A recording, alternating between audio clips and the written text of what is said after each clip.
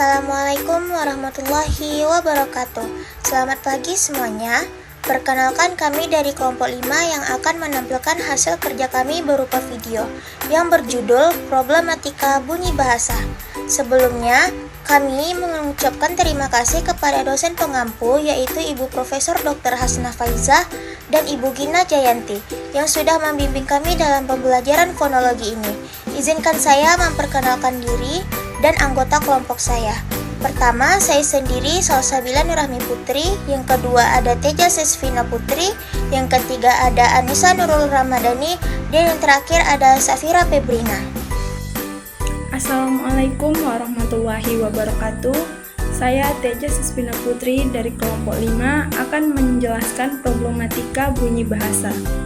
Problematika bunyi bahasa merupakan masalah-masalah yang timbul dalam mengucapkan bunyi-bunyi bahasa yang menyebabkan kesulitan dalam berbahasa yang baku.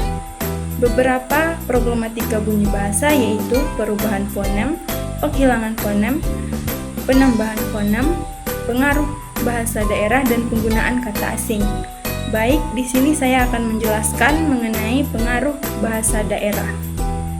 Banyak orang Indonesia menggunakan bahasa daerahnya yang menyebabkan penyebutan bunyi-bunyi fonem itu tidak lagi baku.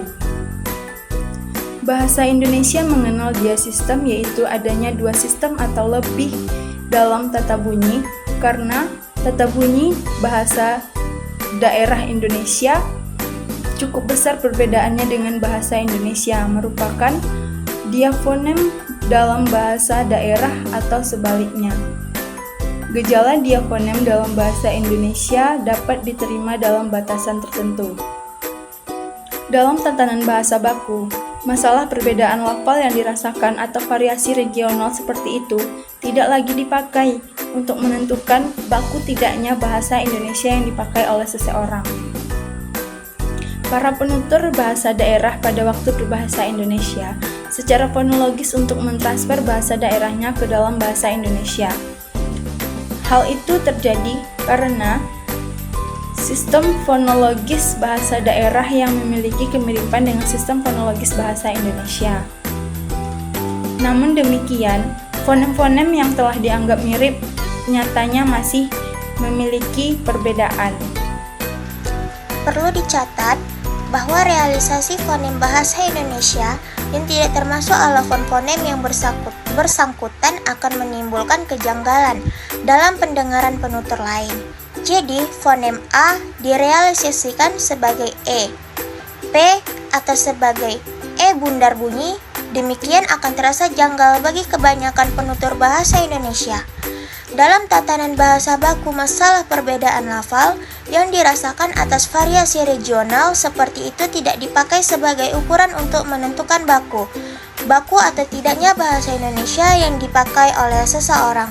Para penutur berbahasa daerah pada waktu berbahasa Indonesia secara fonologis cenderung untuk mentransfer sistem fonologi bahasa daerahnya ke dalam bahasa Indonesia. Hal itu muncul karena sistem fonologis bahasa daerah dengan sistem fonologi bahasa Indonesia yang memiliki kemiripan. Jika fonem-fonem yang secara relatif telah dianggap mirip, tetapi nyatanya mempunyai variasi yang berbeda, maka akan timbul masalah-masalah yang sebagai berikut. Fonem berbahasa Indonesia yang menggunakan akhiran huruf D dalam posisi akhir kata itu diucapkan huruf T. Oleh penutur bahasa daerah seperti penutur bahasa Sunda cenderung akan diucapkan dengan menggunakan akhiran huruf D. Misalnya, tekad, abad, akad, babat, jihad. Dalam lafal bahasa Indonesia itu berakhiran huruf T. Tekad, abad, akad, babat, jihad. Lalu yang kedua ada fonem bahasa Indonesia yang menggunakan huruf B dalam posisi akhir kata yang diucapkan huruf P. Oleh penutur bahasa Sunda cenderung akan diucapkan huruf B. Misalnya, kata lalap, sebab, adab. Dalam bahasa Indonesia itu akan kita ucapkan dengan menggunakan akhiran P. Kalau misalnya kita mendengarkan dengan baik-baik itu akan berakhiran huruf P seperti lalap, sebab, adab. Kalau di bahasa Sunda itu tetap berakhiran huruf B, lalap, sebab, adab. Lalu yang ketiga ada fonem bahasa Indonesia yang menggunakan huruf G di akhirnya dan dalam posisi akhir kata yang diucapkan itu terdengar huruf K. Oleh penutur bahasa Sunda cenderung akan diucapkan huruf G. Misalnya pada kata beduk, gebuk, gubuk, balik. Dalam lafal bahasa Indonesia itu terdengar dengan akhiran huruf K seperti kata beduk, gebuk, gubuk, balik. Beda dengan lafal bahasa Sunda yang tetap menggunakan huruf akhiran yang berakhiran huruf G seperti beduk, gebuk, gubuk, dan balik. Yang keempat ada fonem bahasa Indonesia yang berakhiran huruf K dalam posisi akhir kata yang diucapkan tanda tanya. Oleh penutur bahasa Sunda cenderung diucapkan huruf K. Misalnya pada kata galak, tanduk, elok. Pada lafal bahasa Indonesia itu biasanya orang mengucapkan dengan gala, tanduk, elo. Dan pada lafal bahasa Sunda itu juga menggunakan akhiran huruf K yang terdengar bunyi seperti galak, tanduk, dan elo. Dan terakhir, para penutur bahasa Sunda cenderung akan melakukan diferensiasi atau pembedaan di dalam pengucapan bunyi huruf U pada akhir kata-kata bahasa Indonesia baru menjadi bunyi O.2. Ini biasanya disebut dengan huruf O dua titik. Sering ditemukan dalam bahasa Jerman dan merupakan gabungan antara huruf O dan E. Bunyinya pun merupakan gabungan dari kedua suara itu, antara huruf O dan E. Misalnya pada kata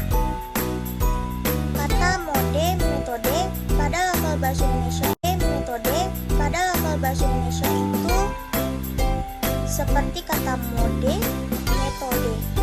Dan lafal dalam bahasa Sunda itu seperti kata mode dan metode, merupakan gabungan antara huruf O dan huruf E. Setiap suku kata cenderung terbuka oleh penutur bahasa Sunda diucapkan berglottal. Misalnya, kata tapi, lafal bahasa Indonesianya yaitu tapi. Lafal bahasa Indonesianya yaitu tempe. Kata kota, lafal bahasa Indonesianya yaitu kota. Kata mode, lafal bahasa Indonesianya yaitu mode. Para penutur bahasa Jawa cenderung menggunakan B, diawali dengan B. Contohnya, Bandung, Bandung, Bandung. Kata baso, baso. Di samping kesulitan yang disebutkan oleh lafal khas daerah masih dihadapi kesulitan yang lain, berupa realisasi fonem tidak ajak. Walaupun dalam kondisi yang sama dan dilafalkan oleh penutur yang sama. Misalnya, I direalisasikan I pada tulis juga I pada tulis. U direalisasikan U pada takut juga U pada takut. H direalisasikan H pada latihan juga H pada latihan. I jadi I latihan. Sistem lafal fonem bahasa Indonesia. T dalam daerah Bali. D dalam Jawa. E Batak Toba. Di sini saya akan menjelaskan mengenai upaya pemecahan masalah. Upaya pemecahan masalah sistem bunyi bahasa Indonesia harus mengarah pada norma-norma tunggal yang diterima secara luas oleh masyarakat. Karena fonem merupakan satuan abstrak yang berada dalam tataran sistem range yang digeneralisasikan dalam sejumlah form dalam tataran ujaran paralel. Maka pengertian norma tunggal itu haruslah ditafsirkan sebagai berikut.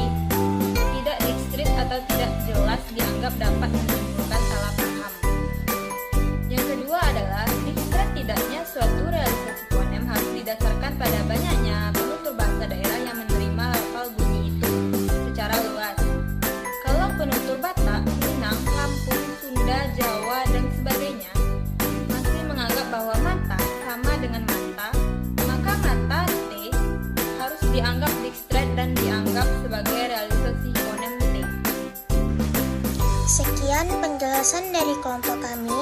Mohon maaf apabila ada salah dalam pengucapan kata yang tidak tepat. Dan terima kasih kepada teman-teman yang sudah menonton video kami. Kami akhiri dengan mengucapkan Assalamualaikum warahmatullahi wabarakatuh.